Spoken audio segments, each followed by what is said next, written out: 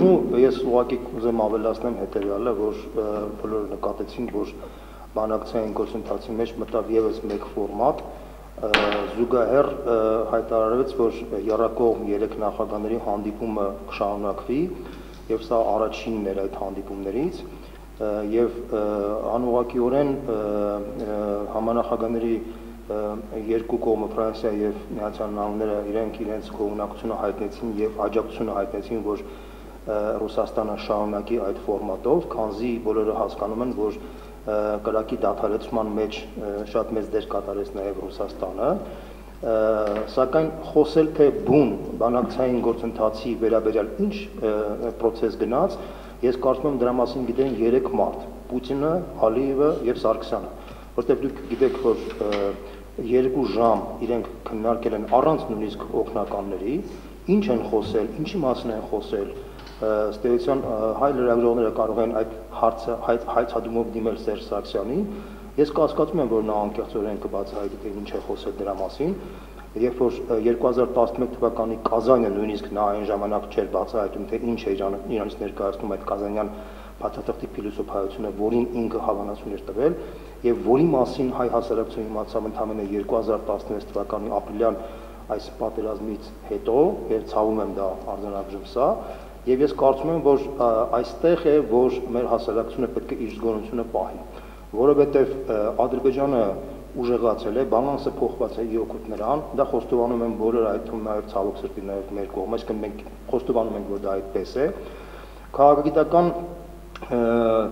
քաղաքագիտության մեջ շատ հայտնի է, որ ուժն է թելադրում նաեւ իրավունքը, ցավոք սրտի այդպես է նաեւ միշտ եղել, եւ Ադրբեջանը անընդհատ փորձում է ցույցադրել, որ ինքը արդեն հզորացել է, ուժեղացել է իր զորավարություններով ու բաներով,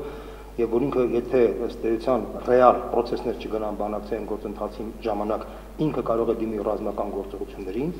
ինչը տարբեր պատճառներով շահավետ չէ ոչ Ռուսաստանին, ոչ Արևմուտքին։ Ռուսաստանին շահավետ չէ, որտեղ եթե լինեն ռազմական լայնածավալ գործողություններ, ապա Ռուսաստանը պետք է որևէ կողմի անցնի, այսինքն մի քայլ պետք է անի, ինչ քայլեր որ անի, եթե նա պաշտպանի Հայաստանին կկորցնի Ադրբեջանը, Ադրբեջանը կդառնա Վրաստան, եթե նա պաշտպանի Ադրբեջանին կամ չխառնվի առնվազն նա կկորցնի Հայաստանը։ Այսինքն Պուտինին անձամբ շահավետ չէ, որ լինեն ռազմական գործողություններ, այլ պատճառներով դա պետք չէ նաև Միացյալ Նահանգներին եւ Ֆրանսիային։ Դրա համար համանախագահների համար թիվ 1 խնդիրն է կանխել ռազմական գործողությունները։ Ալիևը այսօր սպառնում է, որ եթե չգնա process, ինքը կսկսի ռազմական գործողություններ եւ այս, այսպես ասած, միզանսցենը մենք տեսնելով, հասկանալով, այս 3 նախագահները ինչ որ բան են խոսել, ինչ որ բանի շուրջ քննարկել են, ինչ են քննարկել, ինչի շուրջ են պայմանավորվել։ Ես կարծում եմ, որ սրա մասին մեր հասարակությունը դեռ երկար ժամանակ չի իմանա, բայց մենք պետք է կռահենք, որ եթե հայկական կողմը թույլ է, եթե հայկական կողմը ըստ էության չունի այսպես ասած ավելորդ ռեսուրսներ, ապա մենք կարող ենք լուրջ խնդիրների առաջ կանգնենք։ Եվ ըստ էության պետք է մեր հայկական հայ հասարակությունը պետք է հետևություն անի, որ անկախ նրանից թե իրենք ինչ են պայմանավորվել, մենք պետք է համախմբվենք փոփոխությունների շուրջ, որպեսզի մենք կարողանանք արդիականացնել մեր բանակը, որպեսզի մենք ունենանք նորմալ պետություն, որպեսզի մենք ունենանք նորմալ հասարակություն, որպեսզի մեր հասարակությունը վստահի սեփական իշխանությանը,